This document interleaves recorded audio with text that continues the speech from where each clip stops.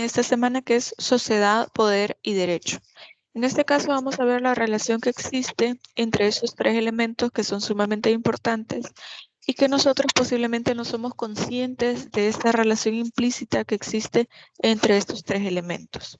Como podemos ver, nosotros ya sabemos qué es la sociedad y qué es el derecho. Ya eso ustedes ya lo vimos la semana anterior con el tema aproximación al concepto de derecho. Ya vimos que son las normas, las reglas que rigen el comportamiento de las personas en sociedad.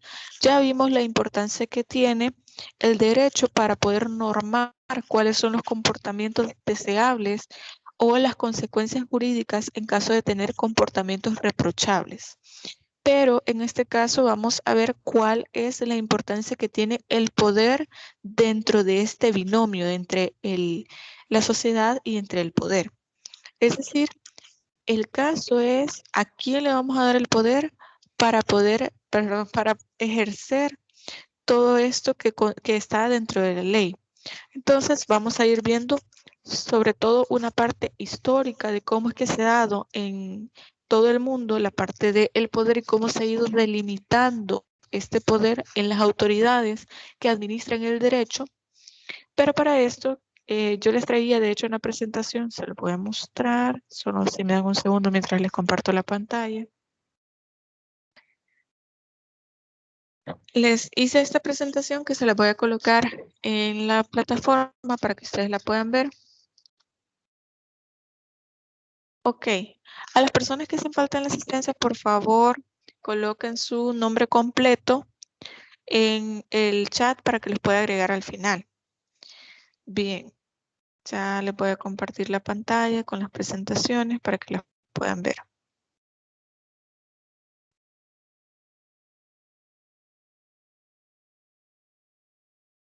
¿Alguien me puede confirmar si pueden ver las presentaciones? Sí se ve. Ok, perfecto. Sí se ve. Ok, gracias. Entonces, este es el tema gracias, el que vamos a desarrollar esta semana, sociedad, poder y derecho. En este caso les traía un video, pero no sé si ustedes lo van a poder escuchar. Les voy a decir exactamente de qué se trata el video y ustedes me confirman, por favor. Le voy a dar play y ustedes me dicen si se escucha. Si no, pues lo vamos a ver en YouTube, porque quiero que vayamos viendo como un contexto de la limitación al poder o de cómo debería existir esta limitación al poder para la creación del derecho y sobre todo para la influencia que va a tener dentro de la sociedad. Así que le voy a dar play y ustedes por favor me dicen si lo escuchan. Permítanme. Quiero hacer un paréntesis antes de comenzar a resumir el libro. Permítanme.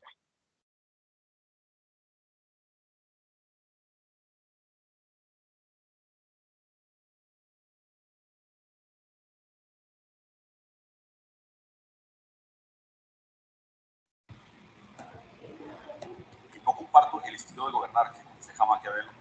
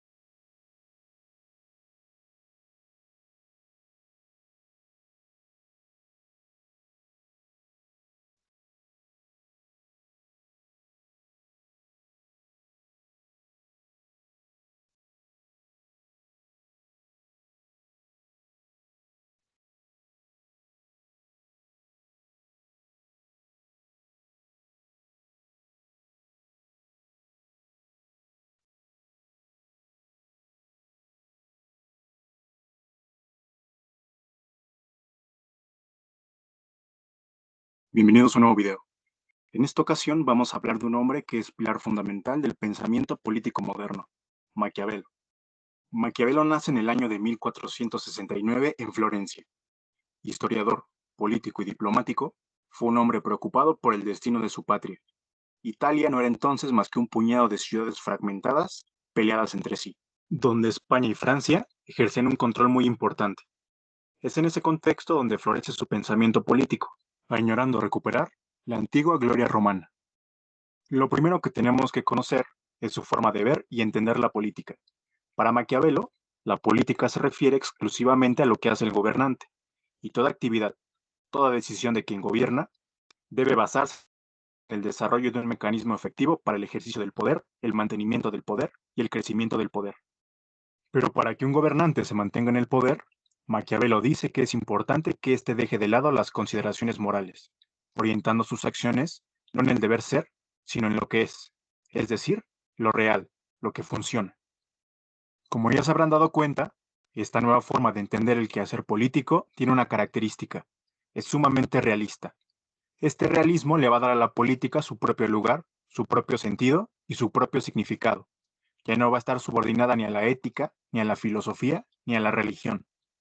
Maquiavelo es el primero que rompe con la tradición política clásica iniciada por Sócrates, Platón y Aristóteles, quienes, según él, nos hablan de una naturaleza humana inexistente, que concibe a los hombres, no como son, sino como a ellos les gustaría que fueran.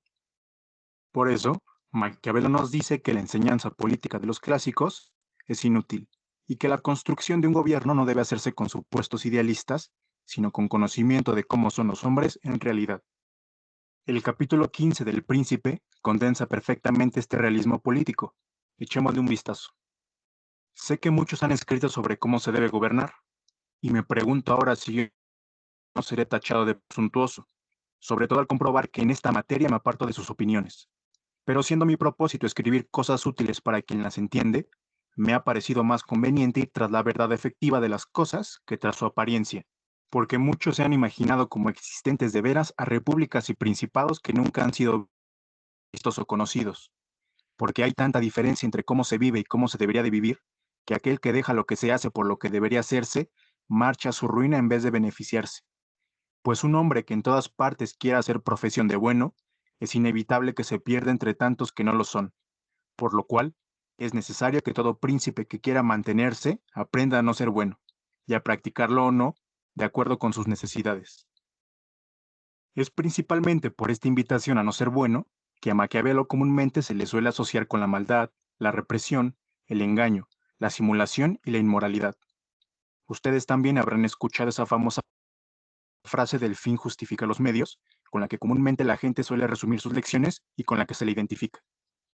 Si bien asociamos al maquiavelismo con esta idea de que la política es la lucha, la conquista y la conservación del poder en un Estado, sin importar los medios a los que haya que recurrir para lograrlo, es justo decir que el maquiavelismo es anterior a Maquiavelo, porque las traiciones, los engaños, los crímenes y los juegos estratégicos no son algo que haya inventado Maquiavelo. Lo único que ha hecho es estudiar los hechos históricos, sacar lecciones de eso y ponerlas en libros. Esto en cuanto al realismo político. Lo que veremos ahora son estas lecciones que nos da Maquiavelo en El Príncipe acerca de cómo se conserva y se acrecenta el poder exitosamente. El príncipe debe tomar en cuenta a la hora de gobernar que los hombres son ingratos, volubles, falsos, cobardes y codiciosos, y que mientras los trates bien son todos tuyos, te ofrecen su sangre, sus bienes, su vida y sus hijos, pero en cuanto tengan la necesidad de hacerlo, te darán la espalda. No debe preocuparle al príncipe tener reputación de cruel con tal de mantener unidos y leales a sus súbditos, pues con poquísimos castigos ejemplares será más clemente que quienes, por excesiva clemencia, dejan proseguir los desórdenes y con ellos los asesinatos y rapiñas a que den lugar. Lo mejor para un príncipe es ser temido y amado al mismo tiempo por sus súbditos, pero como es muy complicado tener las dos, es mucho más seguro ser temido que amado, pues ser amado depende de los demás, mientras que ser temido depende de uno mismo. El príncipe debe evitar ser odiado.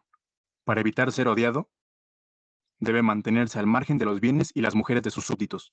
Más por encima de todo, debe abstenerse de los bienes ajenos, pues los hombres olvidan antes la muerte del padre que la pérdida del patrimonio.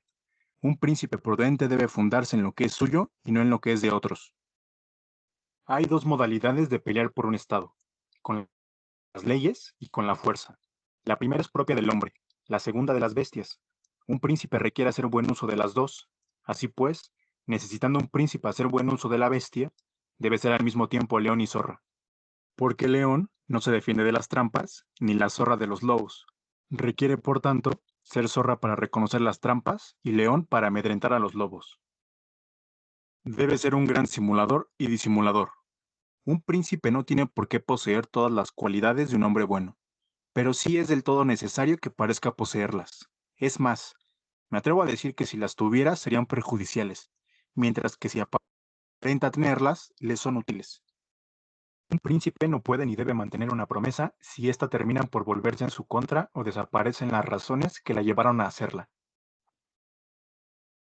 Un príncipe que quiera mantener el Estado se ve con frecuencia forzado a no ser bueno, pero cuando una de las partes que tú consideras necesaria para mantenerte está corrompida, te ves obligado a satisfacerla, y entonces las buenas obras te son enemigas. Un príncipe debe mostrar predilección por el talento y conceder honores a quienes sobresalen en un arte.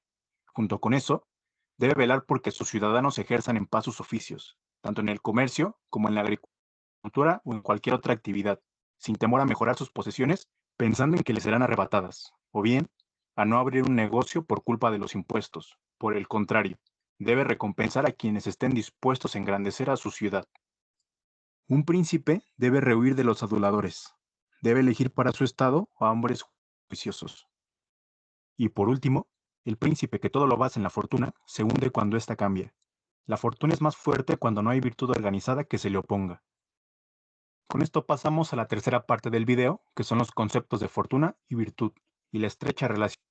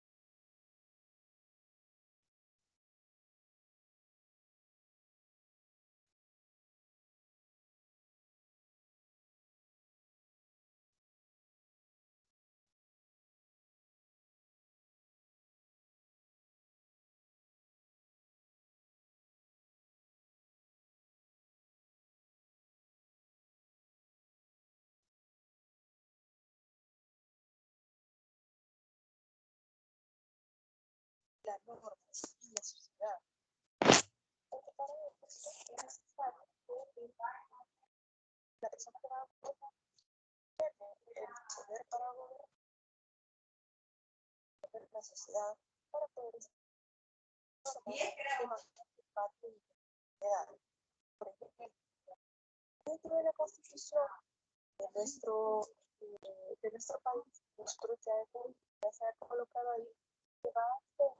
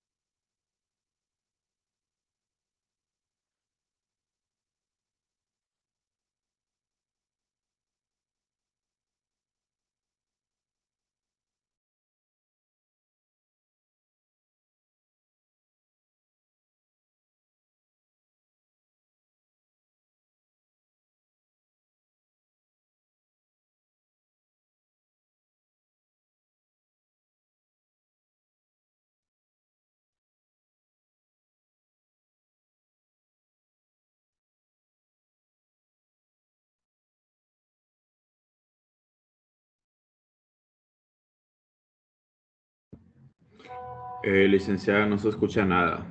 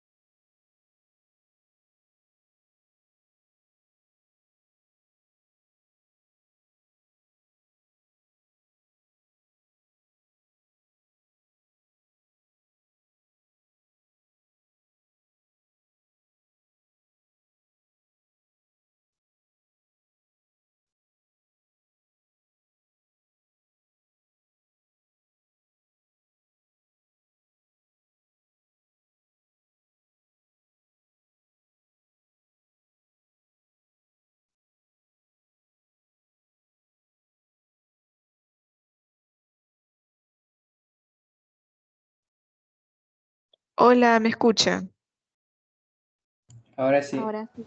Sí, se Ok, escucha. perfecto. Estuve dando todo lo que restaba de la clase en otra llamada porque adjuntaron la llamada. Bueno, regresemos entonces. No sé si escucharon algo o parte del video.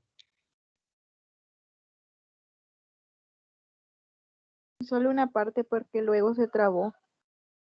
Ah, ok, perfecto. Bueno, lo más importante, voy a tener que retroceder respecto a eso. Lo más importante es que en el video nos dice Maquiavelo, hay dos modalidades de pelear por el Estado. Puede ser con las leyes o con la fuerza. La primera es propia del hombre y la segunda es propia de las bestias.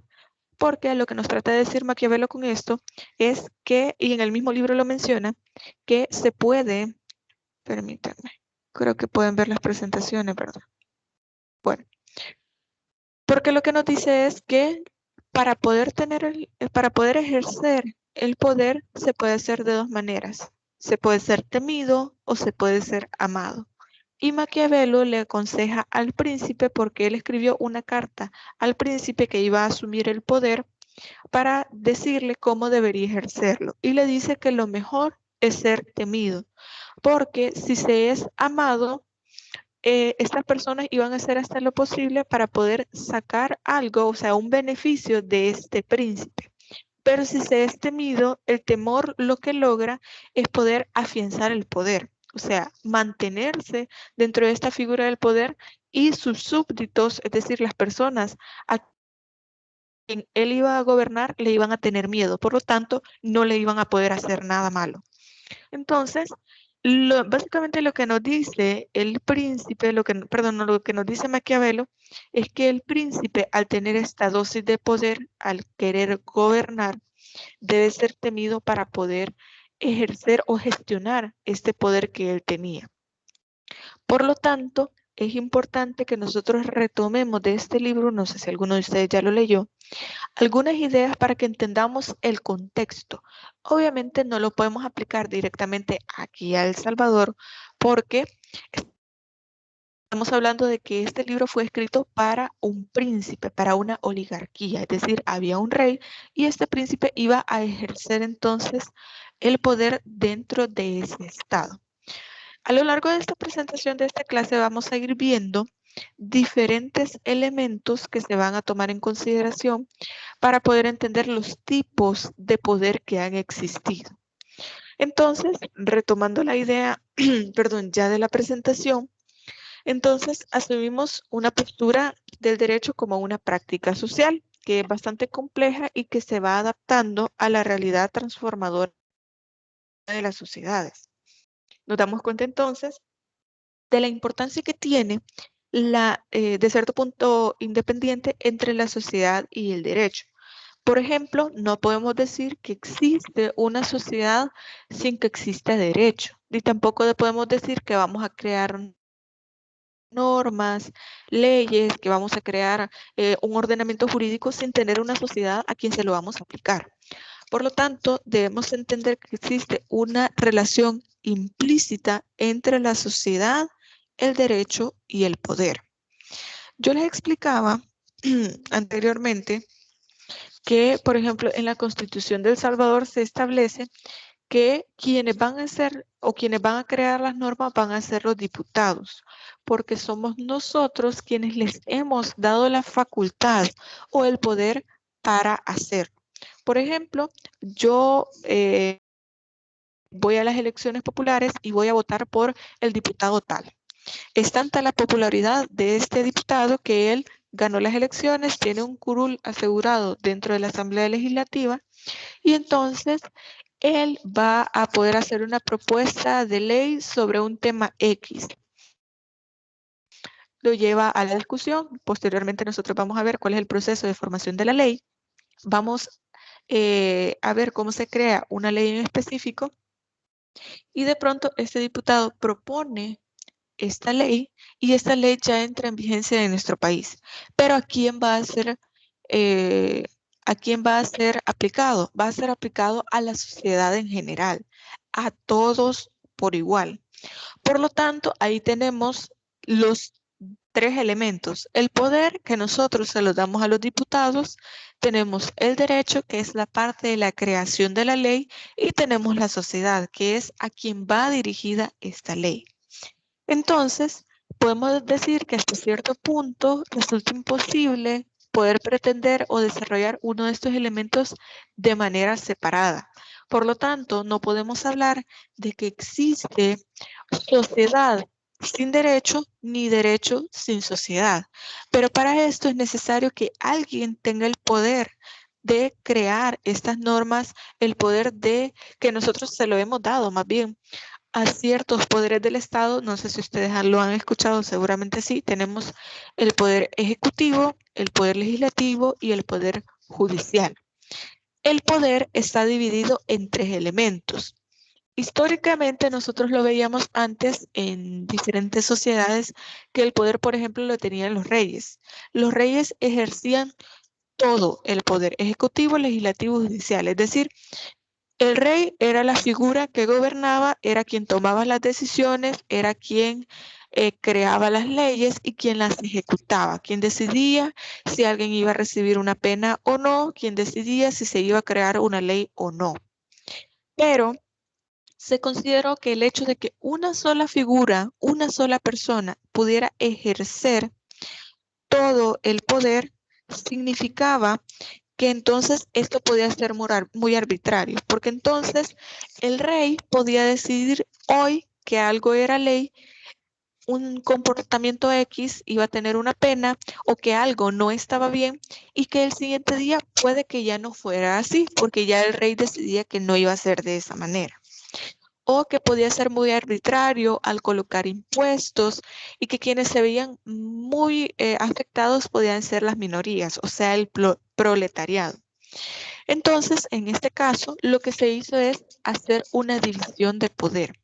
Históricamente esto se le llamó pesos y contrapesos, es decir, dividir el poder que se centraba en el rey en tres poderes diferentes. Lo que yo les mencionaba, poder legislativo, poder ejecutivo y poder judicial.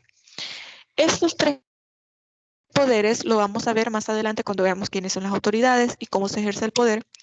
Estas tres autoridades o estas tres instituciones, vamos a llamarlos de alguna manera, son interdependientes, es decir, no es que dependa de la decisión de uno lo que va a hacer el otro, es que de alguna manera o de forma transversal la decisión de uno se relaciona con el otro, pero no es que dependan directamente uno del otro.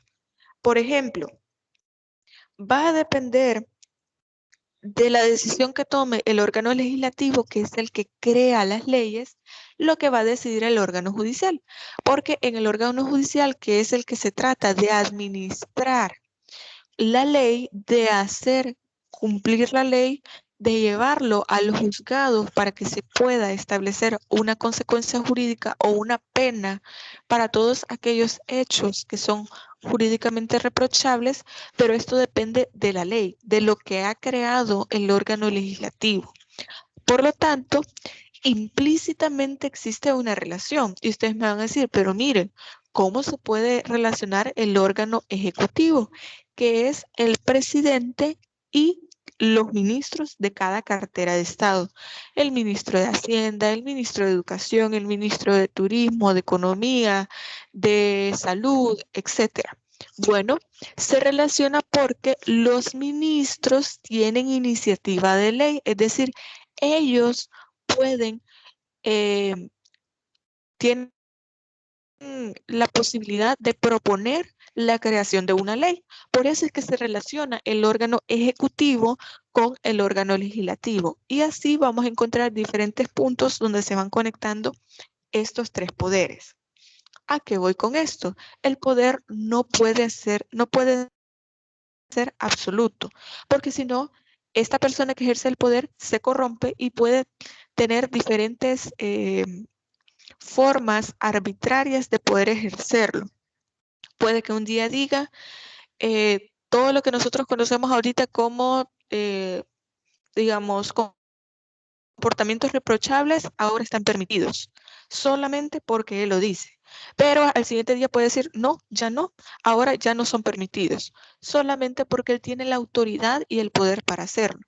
Pero si tenemos tres poderes, o sea, el poder dividido en tres instituciones, es decir, poder ejecutivo, poder legislativo y poder judicial, entonces se comienza a hacer un balance. Por eso se llaman pesos y contrapesos.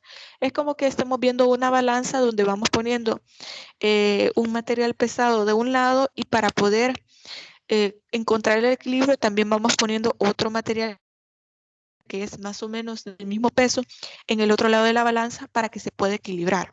Porque si, por ejemplo, el poder legislativo tiene algún tipo de comportamiento que es muy arbitrario, tenemos al Poder Judicial que lo puede frenar o al Poder Ejecutivo que lo puede frenar. Y así existen diferentes formas de poder limitar el poder dentro de todo el Estado. Para esto ya vimos, para poder relacionar estos tres elementos, ya vimos más o menos qué significa cada uno de estos elementos. Entendemos sociedad como permítanme, se lo puedo colocar así en toda la pantalla para que lo puedan ver bien. La sociedad como la reunión permanente de personas, pueblos o naciones que conviven y se relacionan bajo unas leyes comunes. Y esto lo dice Émile Durkheim. No estoy segura si ustedes están viendo la materia de sociología, creería que sí, o si no, posiblemente pueden ver esas ideas en teoría del poder y el Estado, más o menos por ahí se va a ir relacionando. Pero la sociedad es conocida como esto, la reunión permanente de personas, que puede que compartan o no ciertos elementos, pero sí o sí se relacionan bajo unas leyes comunes. Por lo tanto, vemos que la sociedad sí o sí debe ser limitada a través de la ley, es decir, a través del derecho. No podemos, o más bien vamos a desconocer una sociedad que no pueda ser regida por algún tipo de ley. Por ejemplo, vamos a ver aquellas aquellas sociedades que no han sido tocadas por el hombre, que viven de manera primitiva, pero de cierta manera hay alguien que ejerce el poder y que tienen ciertas normas que no son eminentemente jurídicas, pero que son normas que todos han tomado el acuerdo de poder cumplir. Si regresamos a esta idea primitiva de cómo vivían los indígenas, por ejemplo, ellos tenían deidades que eran dioses, que ellos los consideraban como sus autoridades, como quienes mandaban, como quienes tomaban ciertas decisiones, por ejemplo, de los sembradíos, de la cosecha, del agua, dioses que tenían que ver con el sol, con diferentes tipos de cuestiones que eran vistos como deidades, vamos a decirlo así. Pero para ellos existían ciertas normas que no eran normas jurídicas, pero que se debían cumplir. Entonces, entendemos actualmente como sociedad un conjunto o sistema de relaciones que se establece entre los individuos y también como grupos con la finalidad de constituir cierto tipo de colectividad y estructurada en campos definidos de actuación en los que se regulan los procesos de permanencia, adaptación, participación, comportamiento, autoridad, burocracia, conflicto y otros. Permítame, por favor.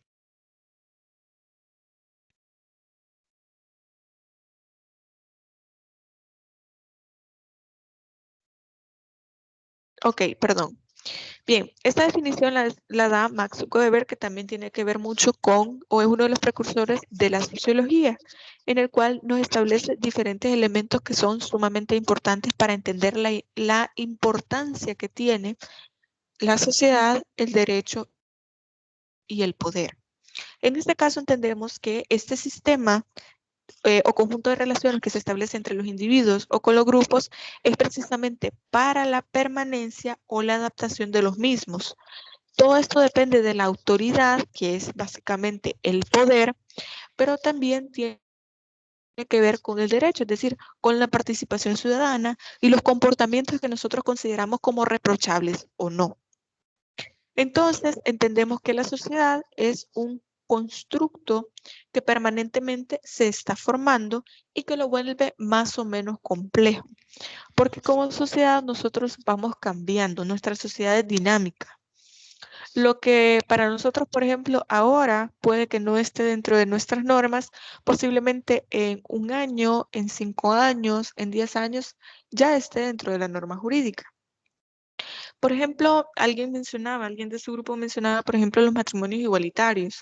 Eso, al menos aquí en El Salvador, no lo tenemos regulado, pero posiblemente con el paso de los años, consideremos que existe una necesidad de poder regularlo, así como puede ser cualquier otra norma. Puede que hayan hechos sociales nuevos que no estén en la ley que sea necesario que los regulemos. Por eso consideramos que la sociedad es compleja y es dinámica, porque nuestras interacciones van variando dependiendo de nuestras necesidades, de lo que como sociedad nosotros consideremos que sea relevante. Entonces es diferente. Por ejemplo, digamos, hace 15 años, vamos a decirlo así, hace 15 años nosotros ni siquiera nos poníamos a pensar en las redes sociales.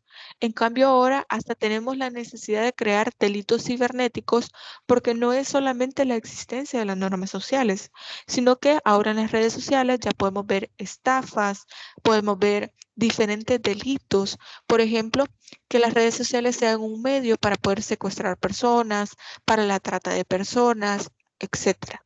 Vemos que las redes sociales en la sociedad actual tienen un papel sumamente importante porque pueden existir también delitos como la difamación, como la estafa, como les decía, la trata de personas, entre muchos otros delitos que se pueden estar dando por medio de las redes sociales.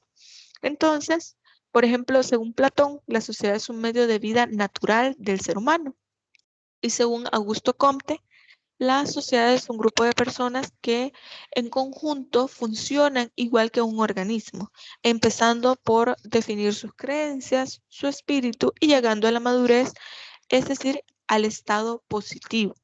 Primero debemos tomar en consideración cuáles son las creencias, las necesidades, el espíritu o la madurez, o más bien cuáles son las premisas más importantes que como sociedad nosotros tenemos para poder regularlas y que estén dentro del derecho o dentro de la organización de ese Estado.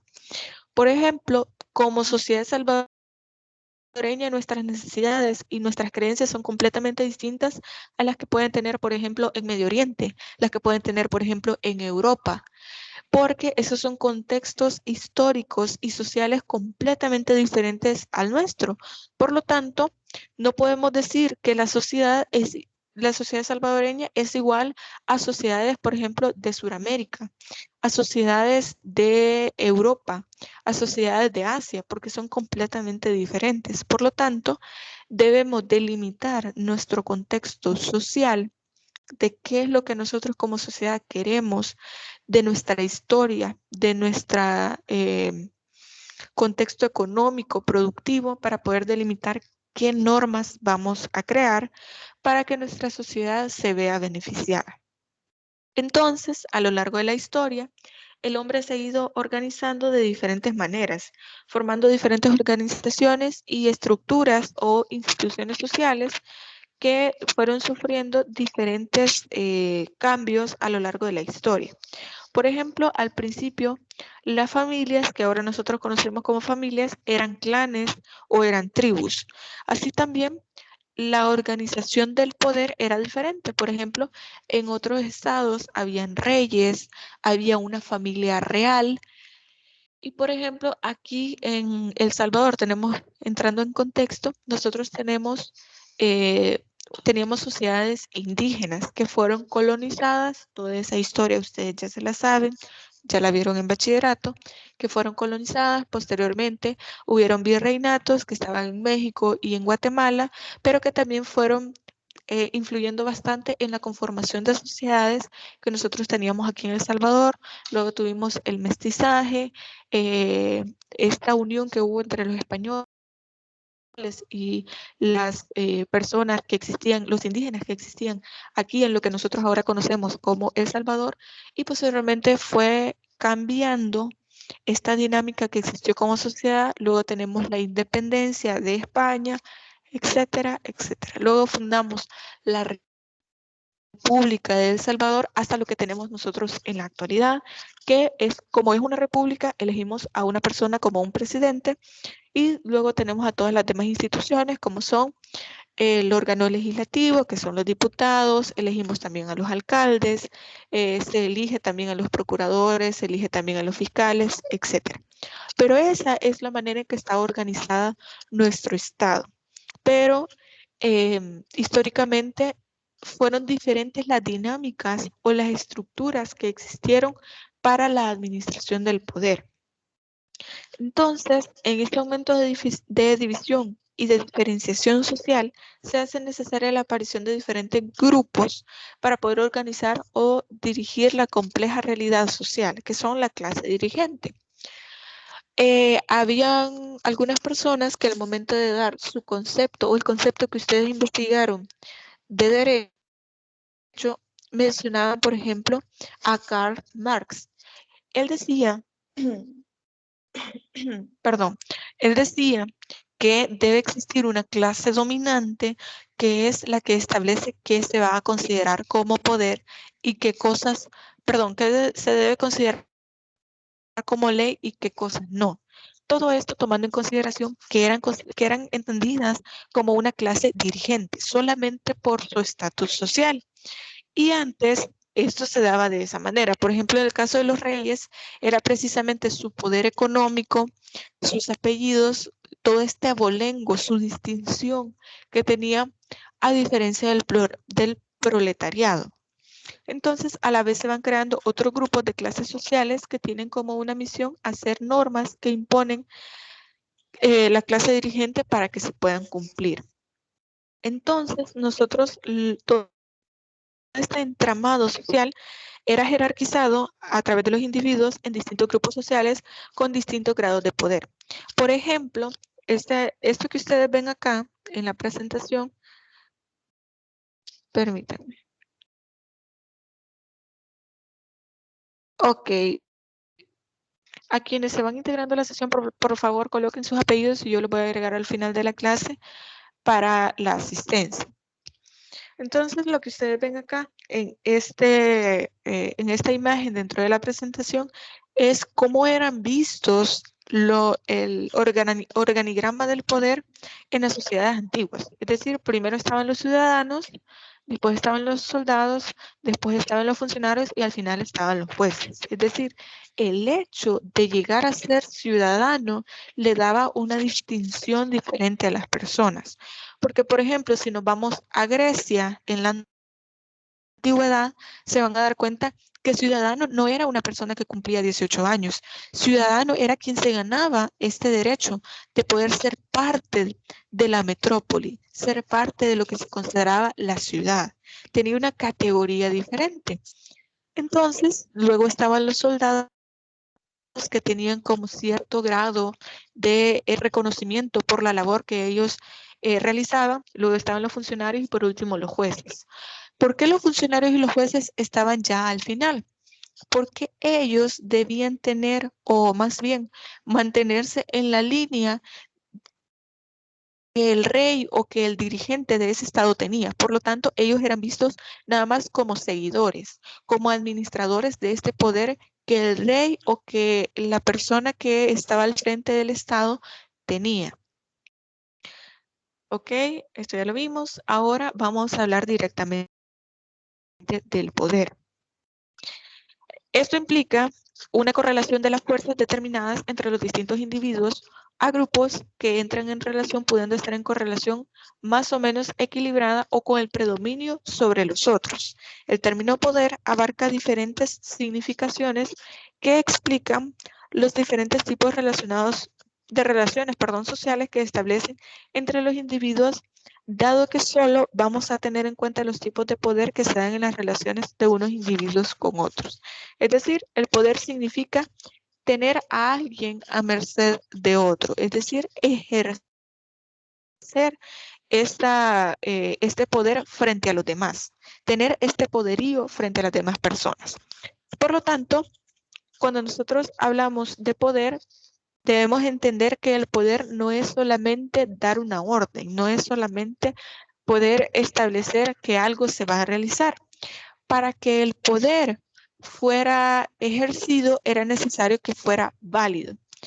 ¿Qué pasa en aquellos casos o qué es lo que hace que el poder sea considerado como adecuado? Para esto es necesario la legitimidad. ¿Por qué necesitamos este término de legitimidad? Porque esto también se requiere para el poder o para el ejercicio del derecho que nosotros tenemos en la actualidad.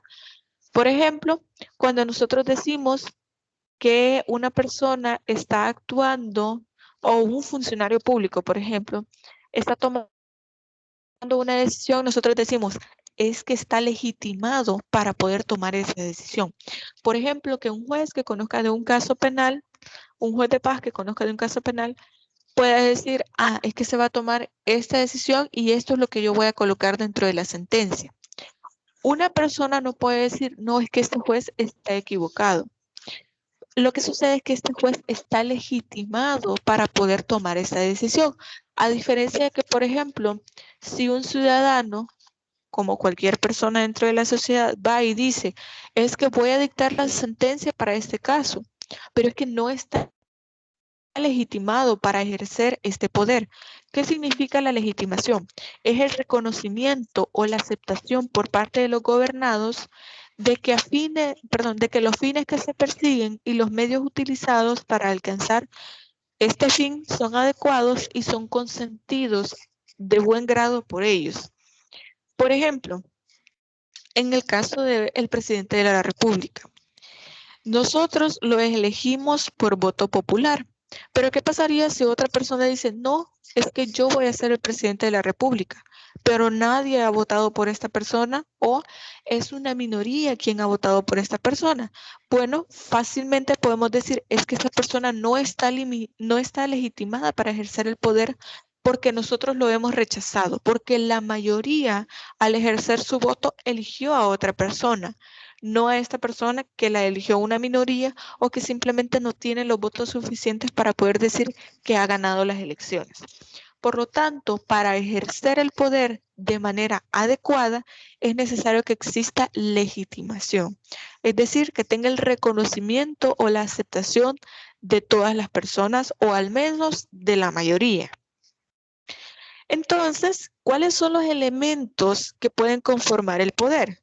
Lo que conforma el poder es la fuerza, es decir, la capacidad de poder obligar al actor de que lo puedan obedecer, de que las decisiones que tomen sean aplicadas a las personas. Pero también tenemos el elemento de la influencia, es decir, que esta persona sea capaz de influir, de persuadir, de convencer, de movilizar el apoyo del mayor número de ciudadanos. Por ejemplo, lo que nosotros normalmente vemos en las campañas políticas para la elección de un presidente. Nosotros vemos que que el candidato para la presidencia sale en la tele, en las noticias, que va a la comunidad tal, que lleva víveres a tal comunidad, que va a ofrecer su campaña política a diferentes sectores de la sociedad, a la empresa privada, a los trabajadores, a la pequeña y mediana empresa, etcétera, porque es su capacidad de persuadir. Permítanme, por favor.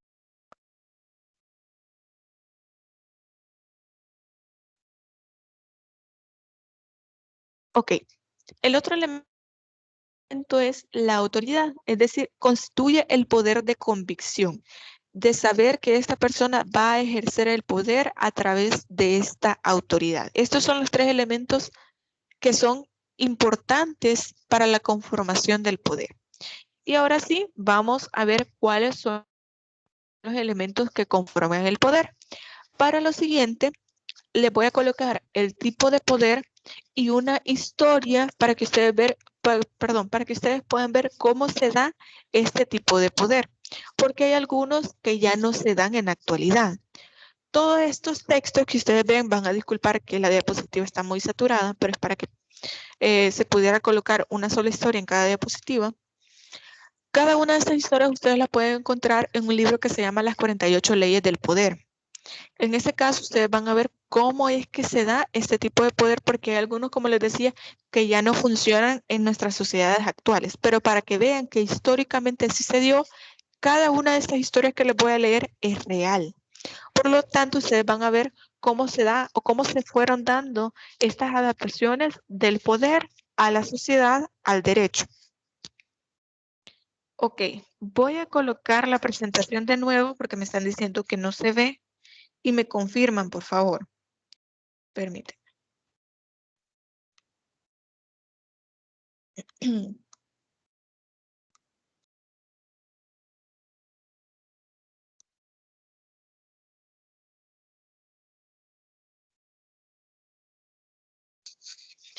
Ok, me confirman, por favor, si pueden ver la presentación. Ya les va a aparecer por ahí en la pantalla. Sí, se ve. Ok, perfecto, gracias. Entonces tenemos acá el poder coercitivo o el poder de castigar, que es considerado como la capacidad para que alguien haga algo aún en contra de su voluntad, basado en el miedo a las consecuencias, y es el poder basado por la fuerza. Hola, no sé si alguien quiere hacer algún comentario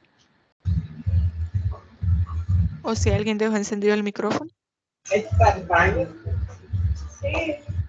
¿Podrían, por favor, apagar el micrófono para no hacer interferencia con los compañeros, por favor? Permítanme. Ok, perfecto, gracias. Tenemos el poder coercitivo, que es aquel basado en la fuerza. Y tenemos la siguiente historia, se la voy a leer rapidito.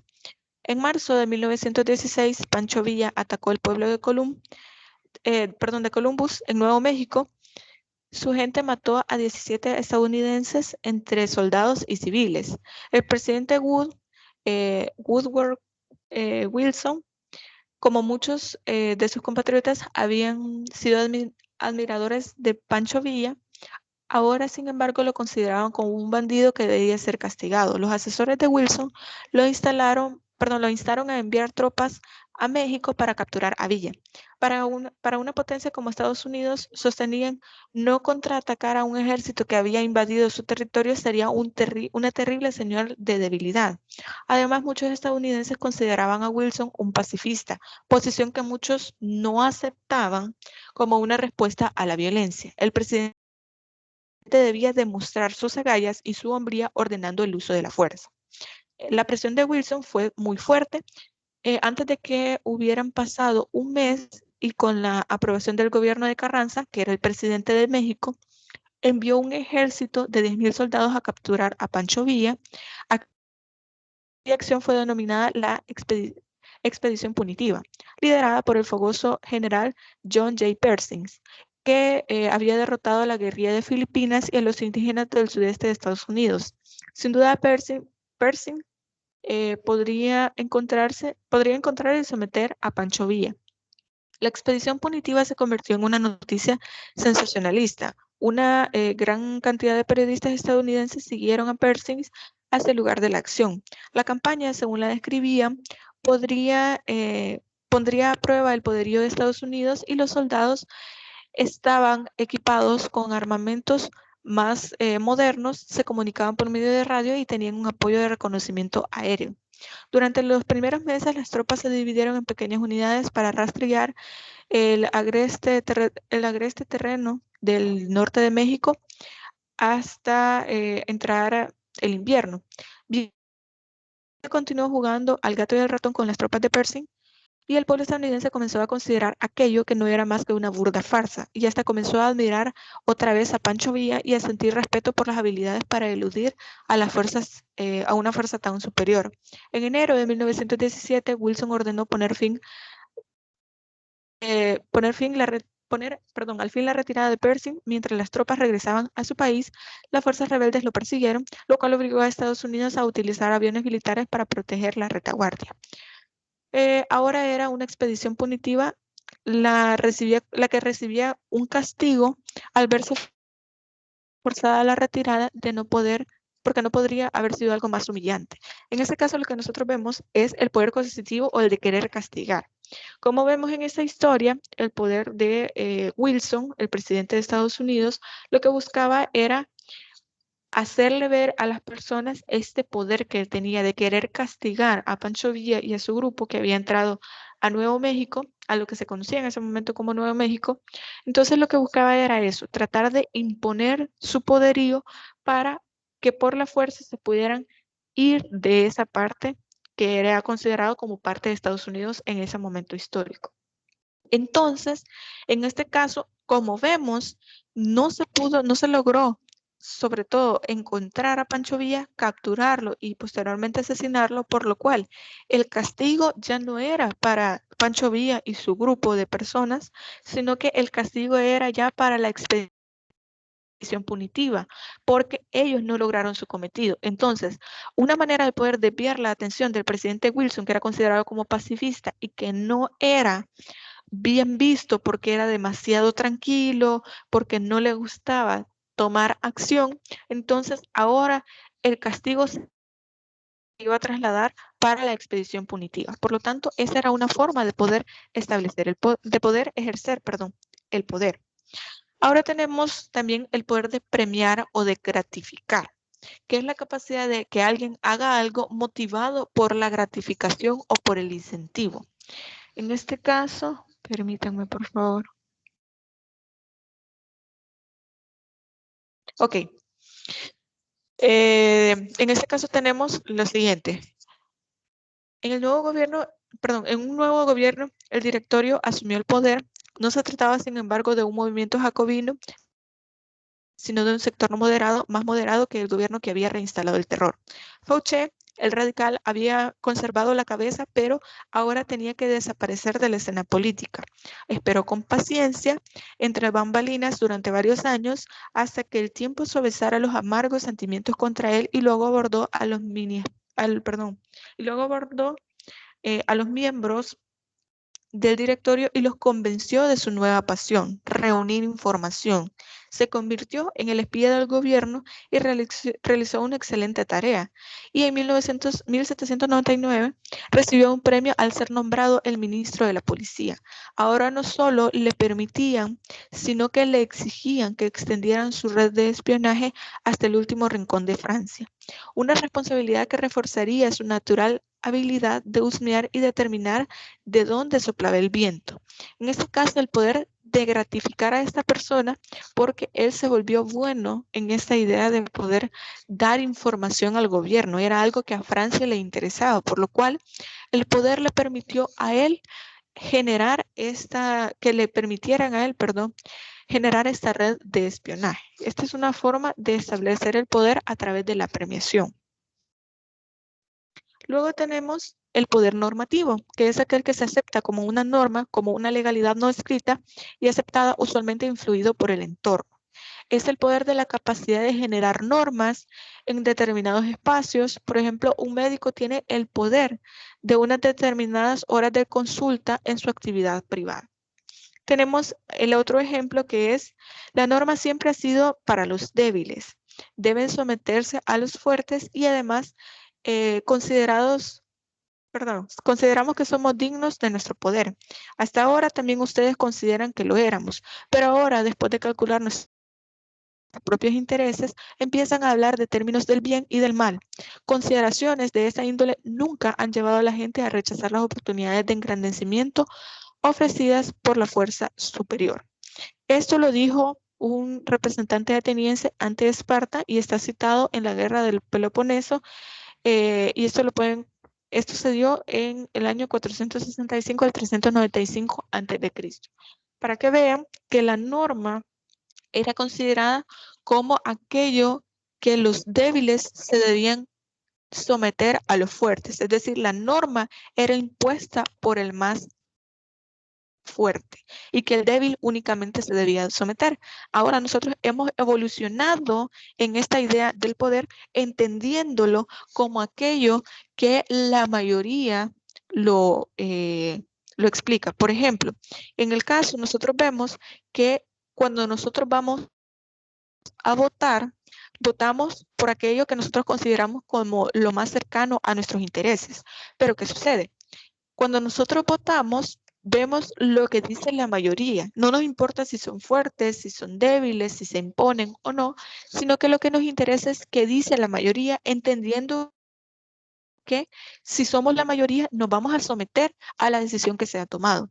Eso no significa invisibilizar a la minoría, es decir, una minoría podría ser, por ejemplo, la comunidad LGBT. Normalmente traigo a colación este tipo de temas porque sé que son bastante controvertidos y que muchos de ustedes tienen opiniones diversas.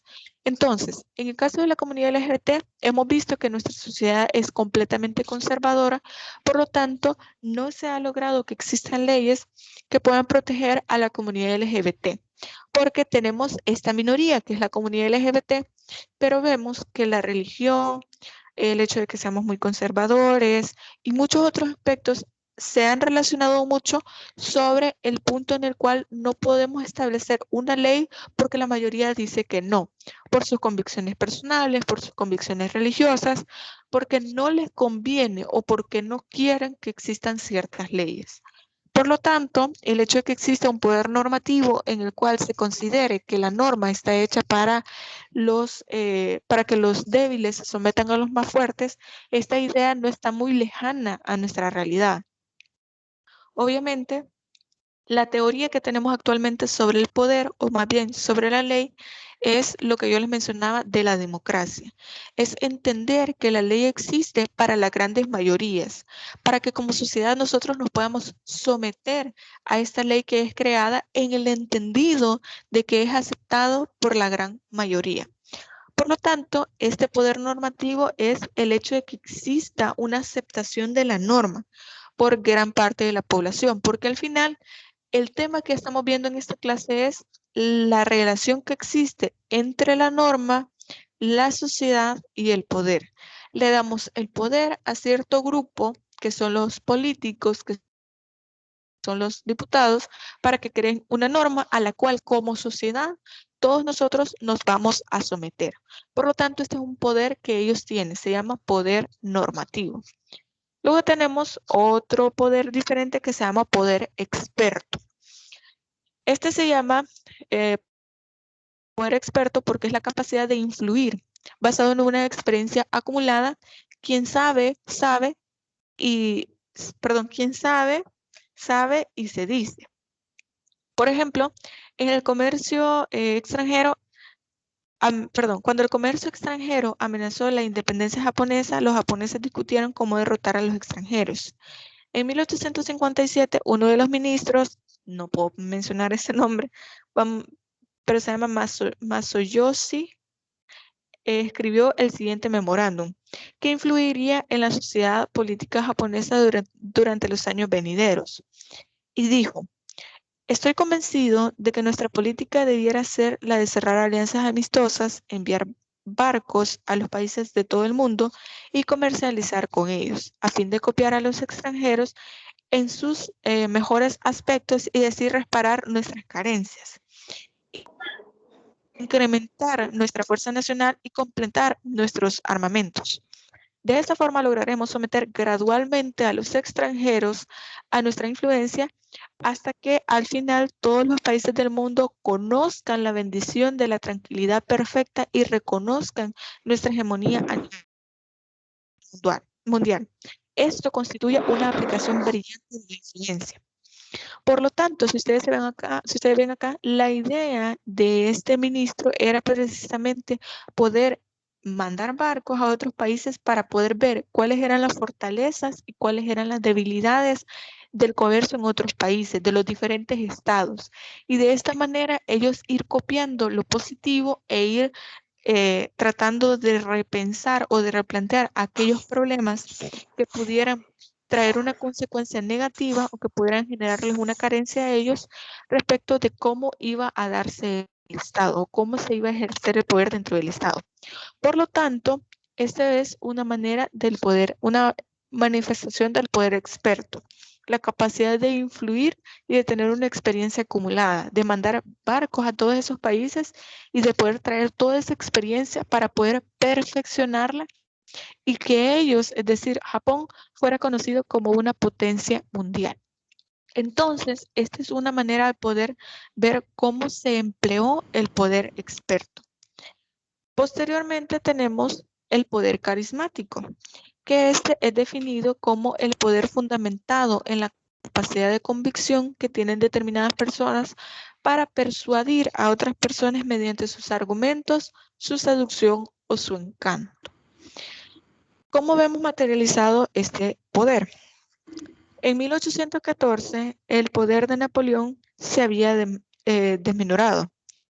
Las fuerzas aliadas lo derrotaron. Entonces, el gobierno siguiente fue la restauración de la monarquía. El rey Luis XVIII, el hermano de Luis XVI, ocupó el trono.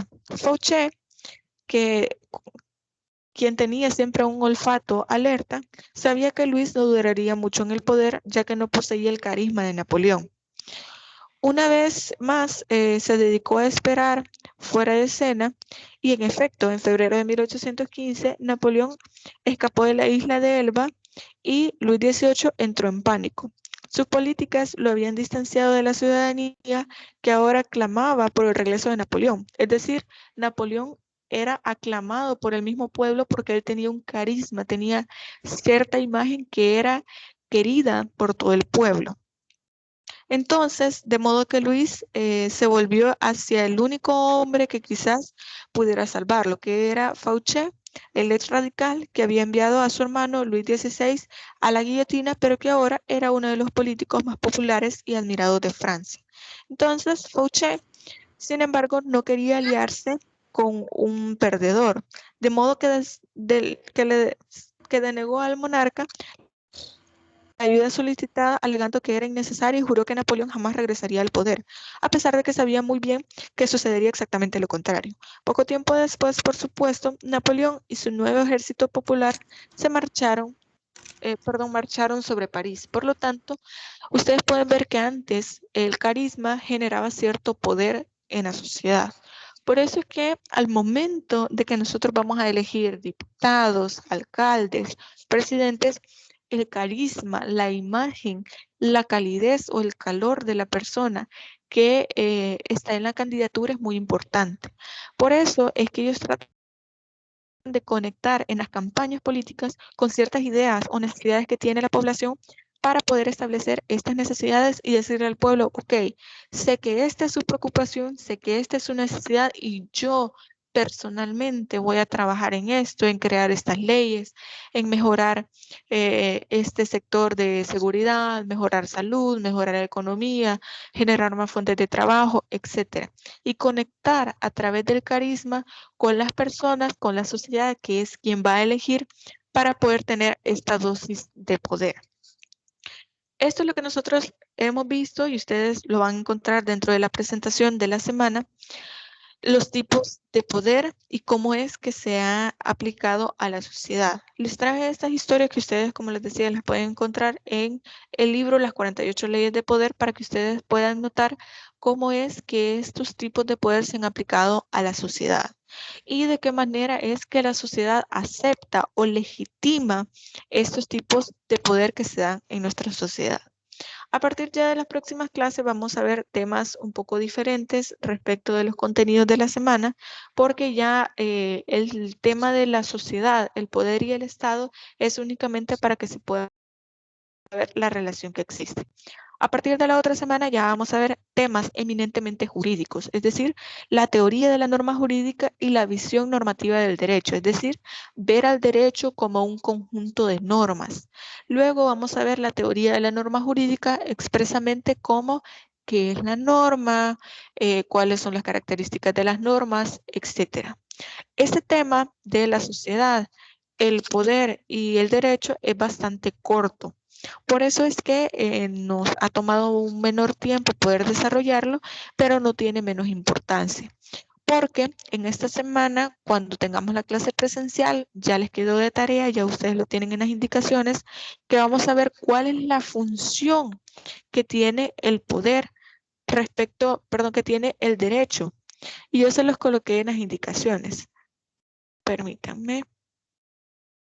En las indicaciones de esta semana, yo colocaba acá que para la actividad de la clase presencial deben buscar 3 funciones y fines del Estado y las vamos a socializar frente a los compañeros.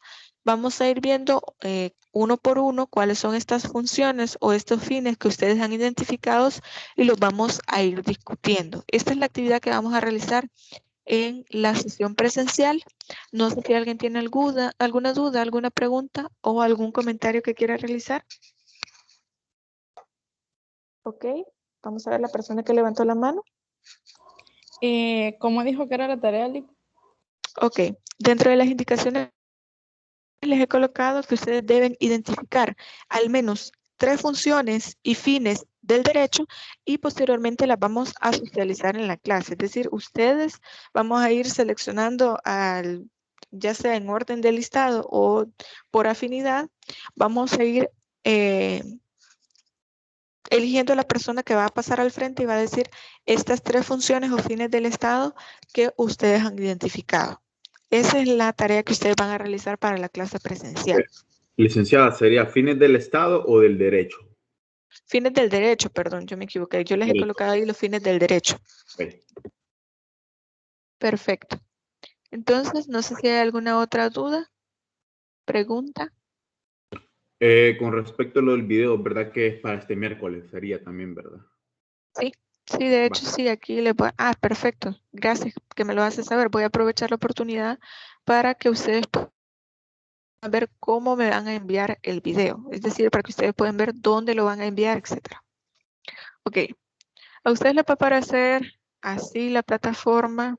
Ya les voy a mostrar. Les voy a colocar la visibilidad como estudiante. Dígame. ¿Manda? ¿Para cuándo es el video? El video es para el 6 de febrero. Entendería que es domingo. Sí, es para el domingo 6 de febrero. Aquí ya lo tienen, ya les se lo voy a mostrar. A ustedes les va a aparecer así. De una vez voy a explicar todo el dato. Es para el domingo 6 de febrero. Bien, a ustedes así les aparece, aquí les aparece algo que dice buzón para la entrega de laboratorio 1. Le van a dar clic ahí. Entonces les va a aparecer toda la rúbrica. Todo esto que ustedes ven acá es la rúbrica, ahí especifica las indicaciones, qué es lo que debe llevar el video, cómo debe estar grabado, etc. Ahí está todo lo que ustedes pueden ver, cómo se les va a calificar. La calidad del video 20%, la creatividad 20%, el contenido del video 40%, perdón, y la extensión el 20%. Que ustedes ya saben que debe ser una extensión de 5 minutos. Si lo quiere hacer más extenso, no hay ningún problema. Perdón. Entonces, ustedes le van a dar acá, empezar tarea. Una vez que le dan en este botoncito que estaba aquí arriba donde dice empezar tarea, le van a dar acá en cargar archivo. Si yo le doy cargar archivo, me va a aparecer seleccionar ya les va a aparecer ahí, seleccionar archivo y automáticamente les va a aparecer su carpeta, ya les va a aparecer ahí en la, o no, como solo está compartiendo el navegador, le va a aparecer el cuadrito donde usted puede elegir el documento, si lo tiene en el escritorio, si lo tiene en descarga, si lo tiene en cualquier otra carpeta dentro de su computadora, ahí lo puede elegir. Una vez que usted ya eligió, le va a aparecer cargado acá, aquí donde dice no se ha seleccionado ningún documento. Lo vamos a hacer solamente para que ustedes vean. Este documento es un PDF. Entonces les aparece aproximación al estudio del derecho .pdf. Entonces ustedes lo van a cargar su video como un MP4 normal. Una vez que ustedes ya lo cargaron, le van a dar entregar tarea. Yo no le voy a dar ahorita entregar tarea porque no me interesa subir este documento. Es solamente para que ustedes lo vean. Ustedes le dan entregar tarea y a usted ya le va a aparecer aquí arriba tarea entregada, que el documento ya se envió. Y aquí le va a aparecer una carga de archivo, le va a aparecer un intento. Por lo tanto, esa es la manera en que ustedes van a cargar la tarea. No sé si queda claro.